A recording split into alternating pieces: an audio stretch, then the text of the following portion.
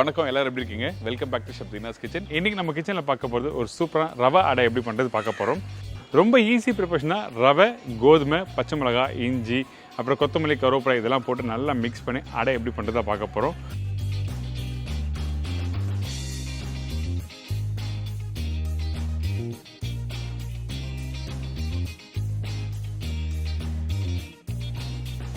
இதோட அருமையான வெங்காய சட்னி எப்படி பண்ணுறது பார்க்க போகிறோம்.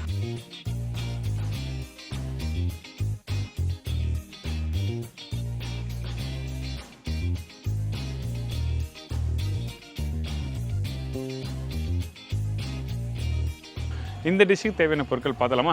ரவை 1 கப்பு, கோதுமை 1 கப்பு, பெரிய சைஸ் வெங்காயம் 2 நம்பர், இஞ்சி 1 டேபிள் ஸ்பூன், பச்சை மிளகாய் 3 நம்பர், பெருங்காயம் 1/2 டீஸ்பூன், மஞ்சத்தூள் 1/4 டீஸ்பூன், கருவேப்பிலை தேவையான அளவு, கொத்தமல்லி தேவையான அளவு, தயிர் 200 ml, உப்பு தேவைக்கேற்ற, நெல்லெண்ணெய் குக் பண்ணுறதுக்கு தேவையான அளவு, நெய் குக் பண்ணுறதுக்கு தேவையான அளவு.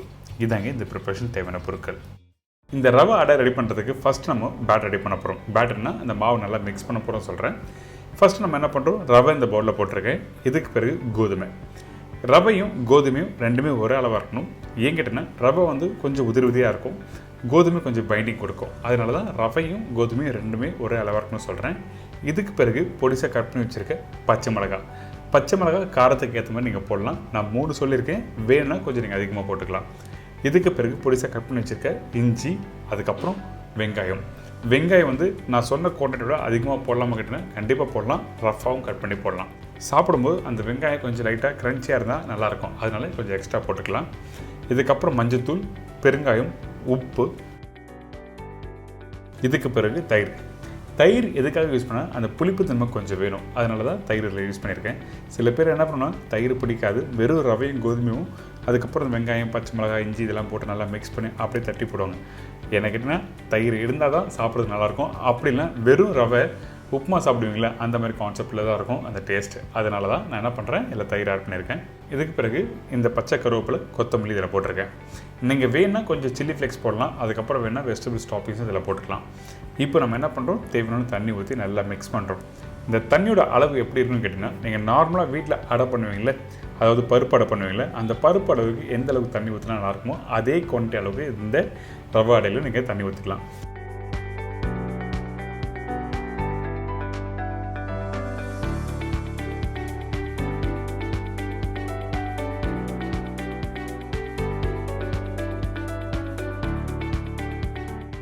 இப்போ நல்லா மிக்ஸ் பண்ணி எடுத்துருக்கேன். பார்த்தீங்களா, இந்த மாதிரி ரவுண்டாக கெட்டியான ஒரு டெக்ஸ்டர் வரணும். இதுக்கு பிறகு நம்ம என்ன பண்ணுறோம், ஒரு வாழை இலை எடுத்துக்கோங்க. வாழை இலையில் கொஞ்சமாக எண்ணெய் அப்ளை பண்ணியிருக்கேன். அதுக்கு பிறகு அந்த மாவை இந்த மாதிரி இலையை போட்டு நல்லா தட்ட ஆரம்பிங்க. நீங்கள் டேரெக்டாக கையிலே தட்டி போட்டிங்கன்னா வராது, ஒட்ட ஆரம்பிக்கும். அதனால தான் இந்த மாதிரி வாழை இலை யூஸ் பண்ணியிருக்கேன். அப்படி வாழை இலை வேண்டாம்னு நினச்சிங்கன்னா நீங்கள் பால் பேக்கெட் யூஸ் பண்ணிக்கலாம். அதே டைமில் ரொம்ப திக்காக இருக்க வேண்டாம். திக்காக இருந்தால் குக் பண்ண டைம் அதிகமாகும். அந்த டைமில் அடை சாப்பிட்றதுக்கு நல்லா இருக்காது, கொஞ்சம் ஹார்டாக இருக்கும். அதனால தான் நம்ம என்ன பண்ணுறோம், இந்த மாதிரி மெலிசாக தட்டுறோம்.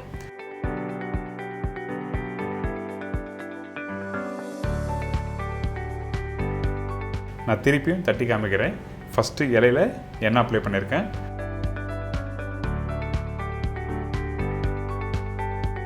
இதுக்கு பிறகு அந்த ரெடி பண்ணி வச்சுருக்க அந்த ரவை அடையோட மாவை இந்த மாதிரி விரல் வச்சு தட்டுங்க. எப்போவுமே நீங்கள் தட்டும் போது 4 விரல் இருக்குது பார்த்தீங்களா, இந்த மாதிரி 4 விரல் வச்சு நீங்கள் கரெக்டாக யூஸ் பண்ணால் அந்த தட்டை கரெக்டாக ஈவன் சைஸில் வரும். இதுக்கு பிறகு மெதுவாக அந்த இலையை எடுத்துகிட்டு அதுக்கப்புறம் தோசைக்கல்லை போட்டு குக் பண்ணலாம்.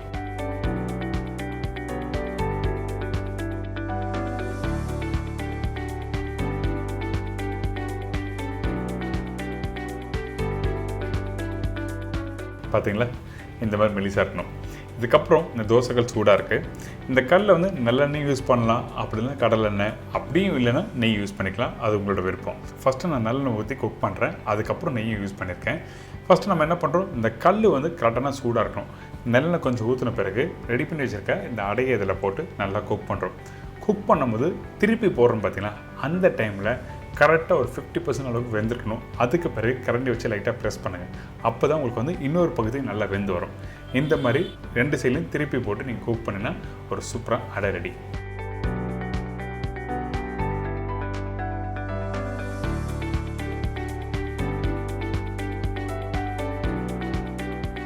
பார்த்தீங்களா, பார்க்குறதுக்கு ஒரு சூப்பராக இருக்குல்ல.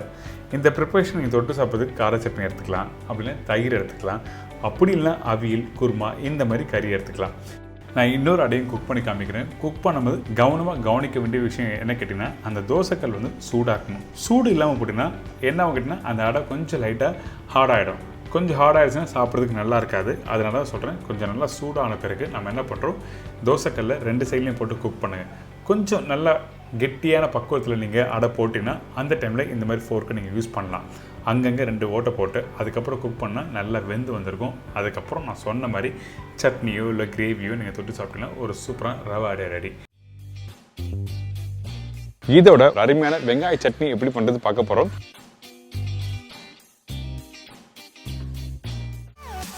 ஆனியன் சட்னிக்கு தேவையான பொருட்கள்: பெரிய சைஸ் வெங்காயம் 4 நம்பர், கடலைப்பருப்பு 1.5 டேபிள் ஸ்பூன், உளுத்தம்பருப்பு 2 டேபிள் ஸ்பூன், காய்ந்த மிளகாய் 13 நம்பர், பூண்டு 10 பல்லு, இஞ்சி 3 சின்ன துண்டு அதாவது 15 கிராம், புளி 2 சின்ன துண்டு, கருவேப்பிலை சிறிதளவு, கடுகு 1/2 டீஸ்பூன், பெருங்காயம் 1/4 டீஸ்பூன், உப்பு தேவையான அளவு, எண்ணெய் சமைக்கிறதுக்கு தேவையான அளவு. இதங்க இந்த வெங்காய சட்னிக்கு தேவையான பொருட்கள். இந்த வெங்காய சட்னி பண்ணுறதுக்கு நம்ம என்ன பண்ண போகிறோம்னா, ஃபஸ்ட் எடுத்துனே இந்த கடலைப்பருப்பு, உளுத்தம்பருப்பு, காஞ்ச மிளகாய், கருவேப்பிலை இந்த 4த்தையும் தனியாக வதக்கி எடுத்துக்கிறோம். அதுக்கப்புறம் வெங்காயத்தை தனியாக வதக்கணும். எதுக்காக இந்த மாதிரி பண்ணுறதுன்னா, இந்த கடலைப்பருப்பு, உளுத்தம்பருப்பு வதங்குற பக்கம் ரொம்ப இம்பார்ட்டன்ட். அதே டைமில் இந்த ரெசிபிக்கு கடலைப்பருப்பு, உளுத்தம்பருப்பு அதிகமாக போடணும்டா, சரிங்களா? அதுக்கப்புறம் பச்சை கருவேப்பிலை, காஞ்ச மிளகாய் இந்த இடத்துல 13 நம்பர் சொல்லியிருக்கேன், அதில் 10 நம்பர் காஞ்ச மிளகாய் போட்டிருக்கேன். அதே மாதிரி தான் இந்த உளுத்தம்பருப்பு 2 டேபிள் ஸ்பூனில் 1.5 டேபிள் ஸ்பூன் இங்கேயும் மீதி தாளிப்புக்கு யூஸ் பண்ண போகிறோம். இப்போ நம்ம என்ன பண்ணுறோம்னா, இந்த கடலைப்பருப்பு, உளுத்தம்பருப்பை ஸ்லோ ஃப்ளேமில் வறுத்து இந்த மாதிரி எடுத்து வச்சுக்கோங்க. நல்லா கோல்டன் ப்ரௌனில் இருக்கணும், அப்போ தான் சாப்பிடும்போது நல்லாயிருக்கும், சரிங்களா? இதுக்கப்புறம் நம்ம என்ன பண்ணுறோம், இன்னும் கொஞ்சம் எண்ணெய் ஊற்றி அந்த பெரிய வெங்காயத்தை போடுறோம். நம்ம சேனல் ஆல்ரெடி வெங்காய சட்னி பண்ணியிருக்கோம், அதில் சின்ன வெங்காயம்லாம் போட்டு பண்ணியிருப்பேன், கொஞ்சம் ரேஷு மாதிரி இருக்கும். ஆனால் இந்த மெத்தட்லையும் ட்ரை பண்ணி பாருங்கள், ரொம்ப நல்லாயிருக்கும்.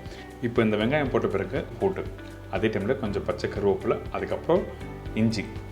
இந்த இடத்துல இஞ்சி போடும்போது ஒரு 15 கிராம் நான் சொல்லியிருக்கேன், அதுக்கேற்ற மாதிரி நீங்கள் போட்டுங்க. ரொம்ப இஞ்சி போட்டால் காரம் அதிகமாக இருக்கும். அதே டைமில் கொஞ்சம் புளி போட்டிருக்கோம். இந்த புளி எதுக்காக இந்த இடத்துல யூஸ் பண்ணுறதுன்னா, காஞ்ச மிளகாய் 10 நம்பர் போடுறோம் பார்த்தீங்களா, அந்த காஞ்ச மிளகாவோட காரம் இருக்கும். அந்த டைமில் கொஞ்சம் புளி இருந்தால் தான் நல்லாயிருக்கும். இதுக்கு பிறகு இந்த வெங்காயம் வதங்குற பக்குவம் என்ன கேட்டிங்கன்னா, ஒரு 70 to 80% அளவு வதங்கினா மட்டுமே போதும். ரொம்ப குக் பண்ண வேண்டாம்.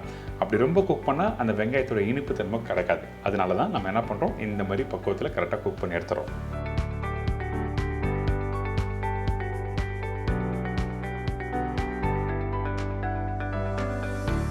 இதுக்கு பிறகு நம்ம என்ன பண்ணுறோம், இந்த வெங்காயம் சூடு ஆறின பிறகு ஒரு மிக்ஸி ஜாரில் போட்டிருக்கோம். அதுக்கு பிறகு வறுத்து ரெடி பண்ணி வச்சுருக்க அந்த கடலைப்பருப்பு, உளுத்தம்பருப்பு, காஞ்ச மிளகாய், கருவேப்பிலை இதோட கொஞ்சம் தண்ணி ஊற்றி கொஞ்சம் உப்பு போட்டு அரைச்சிருங்க. அரைக்கும் போது வெங்காய சட்னி பொறுத்த வரைக்கும் கொஞ்சம் கெட்டியாக இருந்தால் நல்லாயிருக்கும். இது தண்ணியாக இருந்தால் சாப்பிட்றதுக்கு நல்லா இருக்காது. உங்களுக்கு பிடிச்ச மாதிரி நீங்கள் வேணும்னா தண்ணி ஊற்றி அரைச்சிக்கலாம். ஆனால் என்னோடய சஜஷன் எப்போவுமே வெங்காய சட்னி திக்காக இருந்தால் தான் சாப்பிட்றதுக்கு ரொம்ப நல்லாயிருக்கும். இந்த மாதிரி பக்குவத்தில் கரெக்டாக அரைச்சி எடுத்துருங்க. பார்க்கும்போது சூப்பராக இருக்குல்ல, சாப்பிடும் போல் இருக்குல்ல. உங்கள் வீட்டு கிச்சனில் உடனே ட்ரை பண்ணுங்கள். இப்போ நம்ம என்ன பண்ணுறோங்கன்னா, இந்த வெங்காய சட்னிக்கு தாளிப்பு போடுறோம். கொஞ்சம் எண்ணெய், அதுக்கப்புறம் கடுகு. இந்த கடுகு நல்லா பொரிஞ்சு வரட்டும். அதுக்கு பிறகு உளுத்தம்பருப்பு போடுங்க. இந்த இடத்துல எல்லாரும் பண்ணுற தப்பு என்ன கேட்டிங்கன்னா, இந்த உளுத்தம்பருப்பு என்ன பண்ணோன்னா அப்படி போட்டு லைட்டாக வதக்கி எடுத்துருவாங்க. ஸ்லோ ஃப்ளேமில் வறுத்த பிறகு நீங்கள் சட்னியில் போட்டு மிக்ஸ் பண்ணி சாப்பிட்டு பாருங்களேன். அந்த உளுத்தம்பருப்பு மென்று சாப்பிடும்போது கடக்கு முடக்குன்னு இருக்கும். அதனால தான் உளுத்தம்பருப்பு ஸ்லோ ஃப்ளேமாக இருக்குன்னு சொல்கிறேன். அதுக்கப்புறம் பச்சை கருவேப்பிலை, காஞ்ச மிளகாய் போட்டு லைட்டாக வறுத்து வர டைமில் கொஞ்சம் பெருங்காயம் போட்டோன்னே அடுப்பு ஆஃப் பண்ணிவிட்டு அதுக்கப்புறம் அந்த தாளிப்பு எடுத்துன்னு வந்து இந்த சட்னியில் போட்டு நல்லா மிக்ஸ் பண்ணி சாப்பிட்டோன்னா அடடா அப்பா சூப்பராக இருக்கும் சொல்லுவீங்க. அந்த அளவுக்கு ஒரு பிரமாதமான ஒரு சட்னி.